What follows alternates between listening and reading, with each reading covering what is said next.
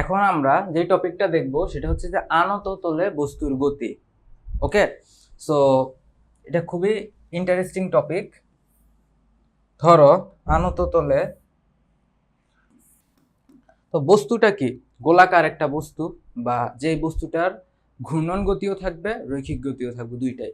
তাইলে এই বস্তুটা হচ্ছে এইভাবে গড়ায়া পড়তেছে, এমনকি এই এটা গড়ায় আস্তে আস্তে এদিকে, মানে একই কৌণিক বেগে গড়ায় পড়তেছে। ওকে, সো এটার দৈর্ঘ্য হচ্ছে, এই পথের দৈর্ঘ্য s আর উচ্চতা h। ঠিক আছে, তাহলে আমরা এখন বলটা বিশ্লেষণ করি। Okay fine, so first of all আমরা বল বিশ্লেষণটা এইদিকে করি। এখানে নিচে আছে কি mg, ঘর্ষণ ছাড়া, no friction,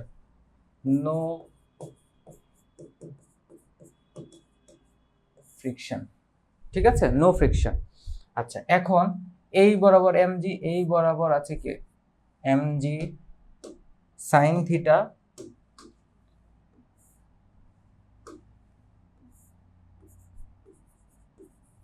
mg sin theta. Okay, তো এটা থিটা। এই বরাবর আছে mg cos থিটা। ঠিক আছে, mg sin theta, mg cos theta. এই বরাবর আছে আর আমরা কোনো ধরনের এখানে ঘর্ষণ বল কনসিডার করতেছি না। ওকে, ঘর্ষণ বল নিয়ে আমরা পরবর্তী কেস দেখব। সো এখন বস্তুর যে গতির কারণে, মানে বস্তুর গতির কারণে এই জায়গায় ওমেগা কৌণিক বেগে ঘুরছে বস্তুর বেগ, বস্তুর বিশ্লেষণ, বল বিশ্লেষণ আমরা এখানে দেখতেছি। আমরা একটু পরে হচ্ছে ত্বরণ নিয়ে আলোচনা করব। আমরা বল বিশ্লেষণটা দেখলাম। এখন দেখো, সবার আগে আমরা ব্যাগ নিয়ে কথা বলবো। তাইলে এইদিকে যদি ব্যাগ ধরো v initial is equal to 0 হয়, তাহলে v final is equal two what? v final is equal two what? তাহলে এবার দেখো, তো এটা আমাদের এ পজিশন, তার মানে initial energy is equal two final energy. ঠিক আছে, initial energy is equal two final energy. তাহলে ইনিশিয়াল এনার্জির ক্ষেত্রে আমরা দেখতেছি ইনিশিয়াল এনার্জি কি কি আছে ওই অবস্থানে, শুধুমাত্র স্থিতিশক্তি আছে। তাহলে potential energy, so potential energy plus kinetic energy is equal to potential final plus kinetic final. তাহলে এবার দেখো, এখানে potential energy mgh, kinetic energy 0, potential energy 0, আর কাইনেটিক এনার্জি হাফ। কি আসবে? আই, আমরা তো জানি না বস্তুটা কি, I omega square plus half M V square. V মানে ভিসিএম আর কি, মানে সেন্টার অফ ম্যাসের ভেলোসিটি। আচ্ছা, আমরা ভি ইজ ইকুয়াল টু জানি কি ওমেগা আর। ফাইনাল ভেলোসিটি এখানে কি আসবে? Omega is equal to V by R. আর আই ইজ ইকুয়াল টু কি এম কে স্কোয়ার। আমরা কি জানি যে এম আর স্কোয়ার হবে? মানে আমরা তো আর জানি না, বস্তুর শেপ জানি না, unknown object. So unknown object, অজানা বস্তুর জন্য, অজানা বস্তু।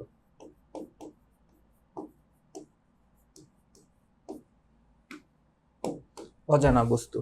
এখন আসো এই জায়গায় যে M G H is equal to half of I.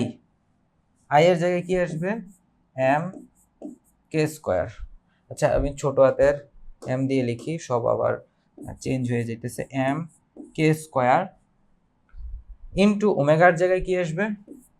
ওমেগার জায়গায় আসবে V by R whole square plus half of M V square.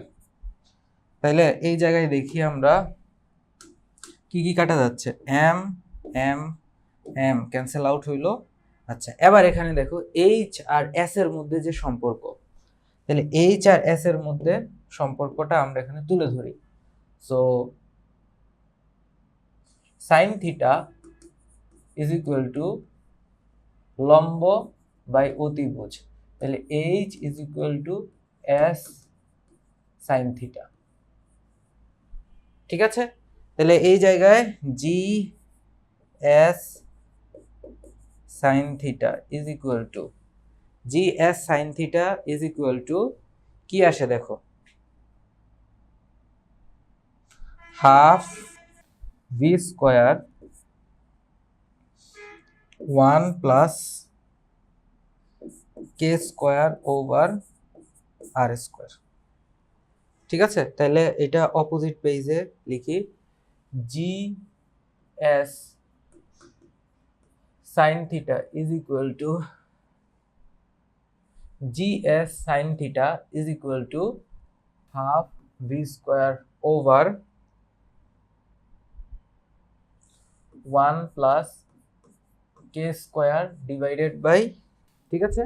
এখন এখন এই জিনিসটা দেখো যে v স্কয়ার, এইটা আমরা বের করতে চাই v স্কয়ার। তো v স্কয়ারটা যদি আমরা এখান থেকে বের করতে চাই, দেখো 2 v square is equal to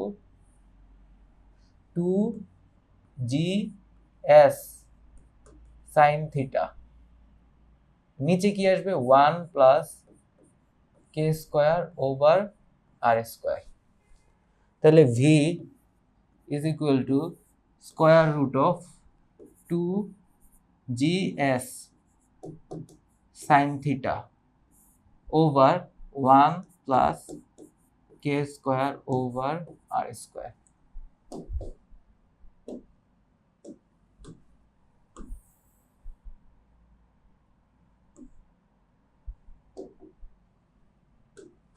এখন এই ভেলোসিটিটা কখন আসবে, এটা যখন শুধুমাত্র মানে ঘূর্ণন সিচুয়েশনে, মানে ঘূর্ণনরত অবস্থায় বস্তুর বেগ, ওকে, সো এটা বলা হয় রোলিং ভেলোসিটি, রোলিং।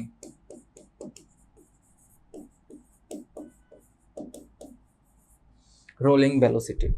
স্লাইডিং সিনারিওতে কি আসবে, তাহলে এবার হচ্ছে স্লাইডিং সিনারিওতে আমরা দেখি যে স্লাইডিং সিনারিওতে, সো স্লাইডিং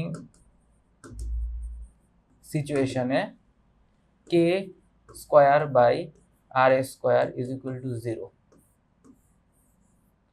তখন ভি স্লাইডিং আসবে, V sliding square root of 2gs sine theta. Okay, তাহলে আমরা কি বুঝতে পারলাম, হচ্ছে 2gh over 1 plus K square by R square, আর V sliding is equal to root over 2gh। Okay, H এর রেসপেক্টে লিখলাম আর এইখানে হচ্ছে এস এর রেসপেক্টে লিখলাম। ঠিক আছে, তাহলে এটা হচ্ছে স্লাইডিং সিনারিও, এটা স্লাইডিং সিনারিওতে। ওকে, তো আমরা এই জিনিসগুলো মাথায় রাখবো। এই দুই কেসে একটু বিবেচনা করে দেখো কোনটা বেশি, কোনটা বেশি কোনটা কম, মানে যখন বস্তু স্লাইড করবে তখন তার কি ফাইনাল ভেলোসিটি বেশি হবে, নাকি যখন বস্তু রোল করবে মানে গড়িয়ে গড়িয়ে পড়বে তখন বেশি হবে, কোন ক্ষেত্রে বেশি হবে। দেখো দুই সিনারিওতে দেখো, তো এইটা এই সংখ্যাটা সমান, ধরো এটাও 5 এটাও 5, কিন্তু এটাকে একটা সংখ্যা দ্বারা ভাগ দিতে হবে, ধরো 2 দিয়ে ভাগ দিতে হচ্ছে, তাহলে কি হইতেছে 5/2। তার মানে এই সিনারিওতে দেখতেছি যে স্লাইডিং ফ্রিকশন, স্লাইডিং সিনারিওতে ভেলোসিটি রোলিং থেকে, ঠিক আছে, তাহলে আমরা ভেলোসিটি বের করে ফেললাম, এমনকি এই জিনিসটা বুঝতে পারলাম। এখন আসো বিভিন্ন অবজেক্টকে যদি ছেড়ে দেওয়া হয় তাহলে কে আগে নিচে পড়বে। যেমন নেক্সট কোয়েশ্চেন হচ্ছে, ধরো তো আমরা যদি এই জায়গায় এই যে থিটা অ্যাঙ্গেলে এই জায়গায় অবজেক্ট, এই অবজেক্ট কি কি হইতে পারে, এই অবজেক্ট হচ্ছে ring, disc, ring, disc, sphere,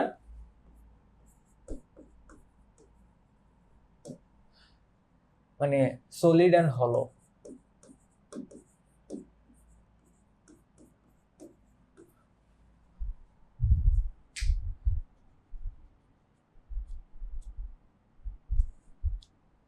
তাহলে কার বেগ বেশি হবে? কার বেগ বেশি হবে? আচ্ছা, সবার আগে আমরা ভেলোসিটির ইকুয়েশন লিখব না, সবার আগে হচ্ছে আমরা আই অফ রিং লিখব। রিং এর ক্ষেত্রে আমাদের কি, রিং এর ক্ষেত্রে আমাদের moment of inertia M R square. তারপরে ডিস্কের ক্ষেত্রে হচ্ছে এম আর স্কোয়ার বাই 2। স্ফিয়ারের ক্ষেত্রে সলিড স্ফিয়ারের ক্ষেত্রে 2/5 এম আর স্কোয়ার। আর হলো স্ফিয়ারের ক্ষেত্রে কি আসবে? হলো স্ফিয়ারের ক্ষেত্রে কত? 2/3 এম আর স্কোয়ার। এখন এই জায়গায় কে কত? কে আসতেছে আর, আর এই জায়গায় মানে কে অফ আর আসতেছে আর, কে অফ ডি আসতেছে আর বাই √2, কে অফ এস আসতেছে √2/5 আর, আর কে অফ এইচ আসতেছে কি √2/3 আর। এখন ভেলোসিটির ফর্মুলা আমাদের কি ছিল? ভেলোসিটি অফ রোলিং, এটা ছিল আমাদের 2gh/1 প্লাস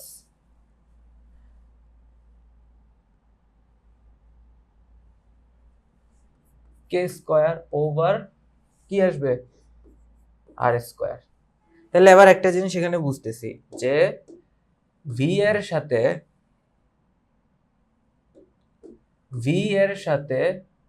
ভি অফ আর এর সাথে 1/k স্কোয়ার ওভার আর স্কোয়ারের সম্পর্ক। ওকে, 1/k স্কোয়ার বাই আর স্কোয়ারের মানে ইনভার্স রিলেটেড সম্পর্ক। তাহলে আবার দেখি, যার এইটা বেশি তার ভেলোসিটি কম, যার এই রেশিওটা কম তার ভেলোসিটি বেশি। তাহলে এবার দেখো K square by R square কার আসে? K square by R square. So আমি এইখানে দেখাই যে K square by R square ring এর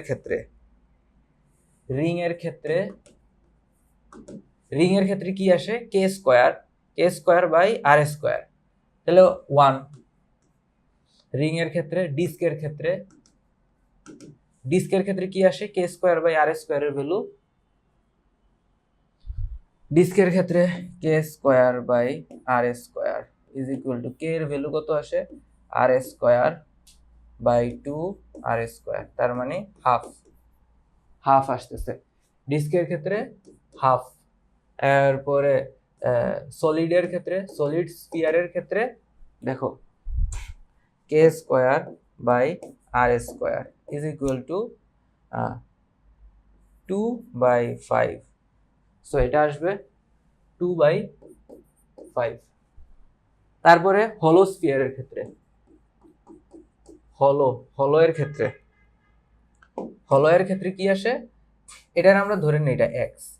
হলো এর ক্ষেত্রে কত আসবে? হলো এর ক্ষেত্রে আসবে 2/3। তাহলে এবার এই এক্স এর ভ্যালুটা, এই যে এক্স কার বেশি কার কম সেটা আমরা একটু দেখি। যে এক তার মানে সবচেয়ে বেশি কার? এটা হচ্ছে 0.5, এটা আসতেছে 0.4,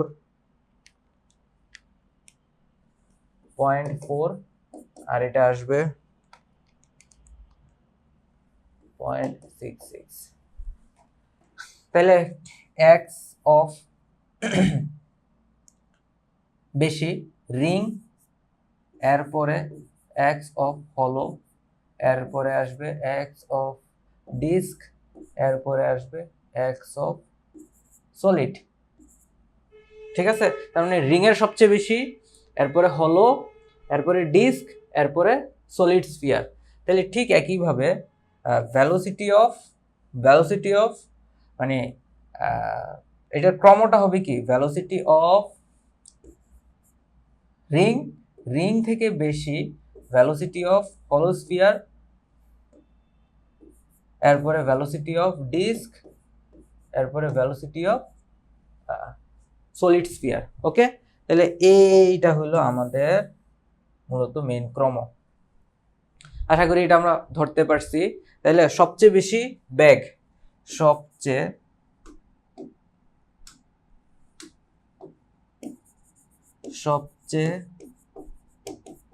বেশি বেগে পড়বে কে? Solid sphere.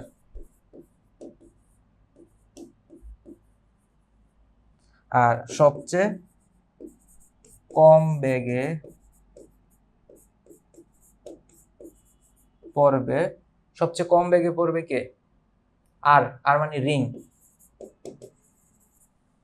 কি কনফিউশনটা কি ক্লিয়ার হয়েছে তোমাদের এই জিনিসটা? আশা করি এটা তোমরা এখন ধরতে পারবা। ওকে, সো নেক্সট আমরা কি বের করব? ত্বরণ।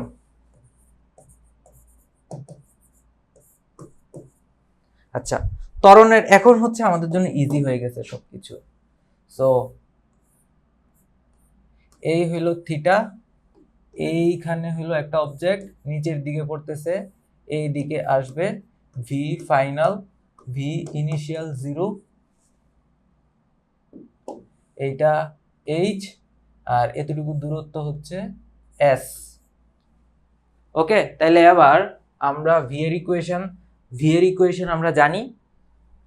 সো ভি এর ইকুয়েশন যদি জানি তাহলে দেখো V square is equal to V final square is equal to V initial square plus 2as, right? Fine, তাহলে এইটা 0 আসতেছে, ইনিশিয়ালি ভেলোসিটি 0। আর ভি ফাইনাল কত ছিল? এই যে ভি ফাইনালের ইকুয়েশন 2gh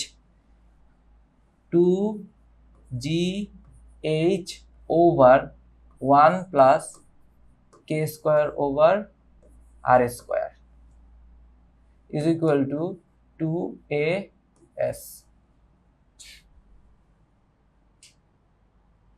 এখন এই এইচটাকে আমাদের রিপ্লেস করতে হবে, 2gs sine theta over 1 plus K square over R square is equal to 2as। তাহলে 2 cancel out, s cancel out. তাহলে এইখান থেকে আমরা a এর ইকুয়েশন পাই, a is equal to g sine theta over 1 plus K square by R square.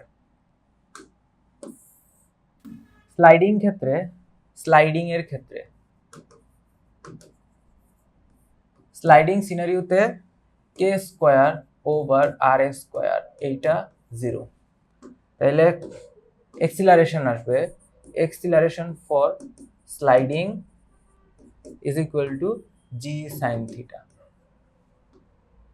R rolling এর acceleration তো হইলো, এটা হলো রোলিং এর এক্সিলারেশন, মানে গড়াইতে পড়তেছে, ওই টাইমের এক্সিলারেশন অলওয়েজ এটাই থাকবে।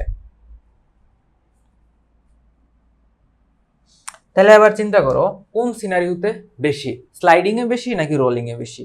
তো রোলিং এ অবশ্যই কম, তাহলে স্লাইডিং এক্সিলারেশন রোলিং থেকে বেশি। ঠিক আছে, ওকে, এটা আমরা ধরতে পারছি। ওকে ফাইন, যদি এরকম হয় ঠিক একইভাবে রোলিং এর ক্ষেত্রে এ সমানুপাতিক 1 by K square over R square এই সম্পর্কে আছে, তাহলে এটারে তো আমরা অলরেডি এক্স কনসিডার করলাম। ওকে, তাহলে আমরা লাস্ট পেজে যেটা দেখলাম সেটা হচ্ছে যে রিং এর এক্স বড় আর সলিড স্ফিয়ারের এক্স হচ্ছে সবচেয়ে ছোট, তাহলে রিং এর পরে আর এইচ ডিএস। সো আমরা এই জায়গায় আর এইচ ডি এস। তো এটা আশা করি তোমরা বুঝে গেছো। এটা কি? এটা হচ্ছে রিং, রিং এর কি কে বাই আর। এটা কি? হলো স্ফিয়ার। এটা কি? ডিস্ক। এটা কি? এস দিয়ে কি বুঝায়? Solid sphere.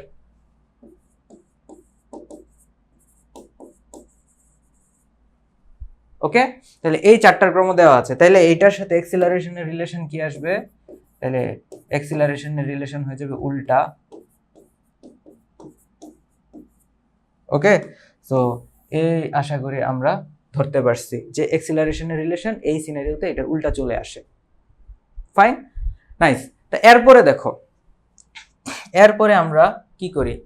এরপরে আমরা হচ্ছে করব, এই যে টাইম বের করব। টাইম বের করব আনত তলে পড়তে কত টাইম লাগে। তো আনত তলের ক্ষেত্রে একই জিনিস আমরা এদিকে লিখি যে s is equal to half a t square.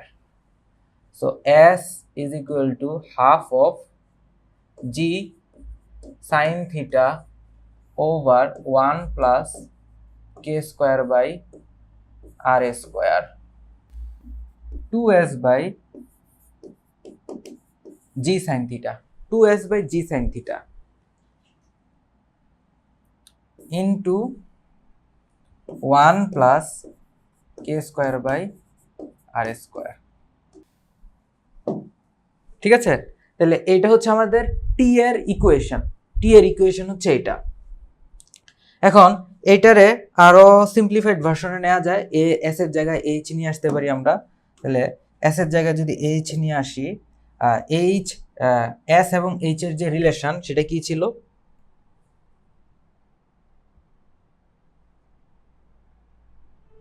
So h is equal to s sin theta.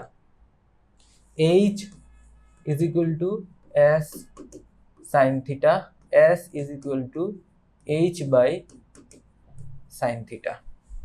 So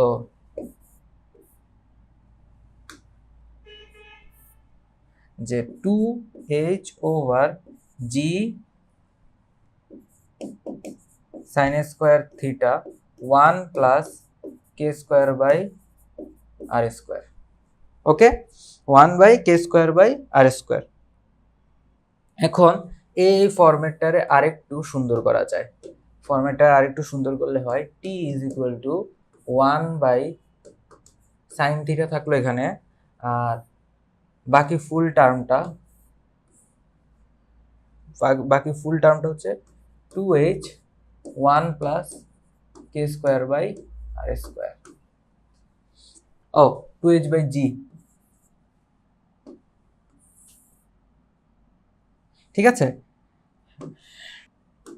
এখন স্লাইডিং সিনারিওতে, স্লাইডিং কেসে টি স্লাইডিং কি আসবে? এই জিনিসটা হয়ে যাবে, এটা হয়ে যাবে 0। তাহলে এই ক্ষেত্রে আসবে 1 by sine theta 2h by G. Sliding সিনারিওতে কি হয়? k square by r square is equal to 0। Okay, sliding সিনারিওতে এটা আসবে। তাহলে রোলিং সিনারিওতে টাইম বেশি নাকি স্লাইডিং সিনারিওতে? তো এইটা কিন্তু রোলিং এর কেসে। রোলিং সিনারিওতে টাইম বেশি লাগে নাকি স্লাইডিং সিনারিওতে? দেখো, রোলিং সিনারিওতে একটা টার্ম বেশি যুক্ত হয়, গুণ আকারে আছে। এইটা 1 প্লাস সামথিং, আবার এটা স্কয়ার রুট ফরম্যাটে আছে। তাহলে এটা গুণ আকারে থাকলে এখন কোনটা বেশি হবে? এবার চিন্তা করো তো। অবশ্যই রুলিং কেসে আমার টাইম বেশি লাগতেছে। তার মানে আমরা কনক্লুশনে আসতে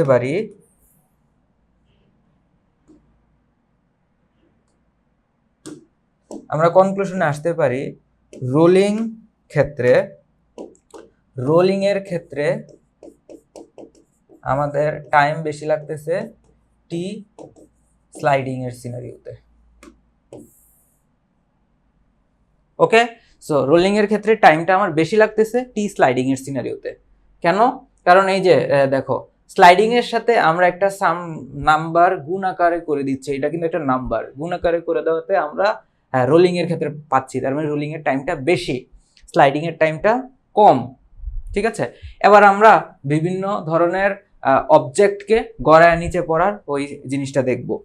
তো এখন আমরা অলরেডি জানি যে এক্স মানে আমরা টাইমের যে ইকুয়েশনটা পেলাম, টাইম রোলিং সিনারিওতে 1/sin theta square root of 2h/g 1 plus K square over R square. এখন এই জায়গায় আমরা ইয়ে করব K by R, so K square by R square, এটা তো আমাদের এক্স। তাহলে ডিস্কের ক্ষেত্রে আর এইচ ডি এস, মানে রিং এরটা বড়, তারপরে হলো স্ফিয়ারেরটা, এরপরে ডিস্কেরটা, এরপরে সলিড স্ফিয়ারেরটা। তাহলে এই ক্রমটা যদি মেনটেন করে, তাহলে তাদের এই সিনারিওতে আমাদের টি কি দাঁড়াচ্ছে, টি অফ রোলিং সমানুপাতিক square root of 1 plus K square by R square. So এই টার্মটাকে আমরা নাম দিলাম এক্স। ঠিক আছে, তাহলে এবার এখান থেকে আমরা কি বলতে পারি, T of ring is greater than T of হলো স্ফিয়ার মানে ফাঁপা গোলক is greater than T of disc is greater than T of solid sphere. Clear? তাহলে এটার আমরা বক্স করে দিলাম। আশা করি এবার এটা তোমরা লজিক্যালি জিনিসটা বুঝতে পারলেই হলো, লজিক্যালি জিনিসটা ধরতে পারলেই হলো, আর কিচ্ছু করা লাগবে না। আমার লজিক বুঝতে পারলেই হলো যে কখন কোনটা পড়লে কে আগে পড়বে, মানে সবগুলো একসাথে ফালাইলে কে আগে পড়বে নিচে। ওকে, সো এটা ছিল লজিক। ঠিক আছে, তো আমরা টাইমের ব্যাপারটাও বুঝতে পারলাম যে সবার আগে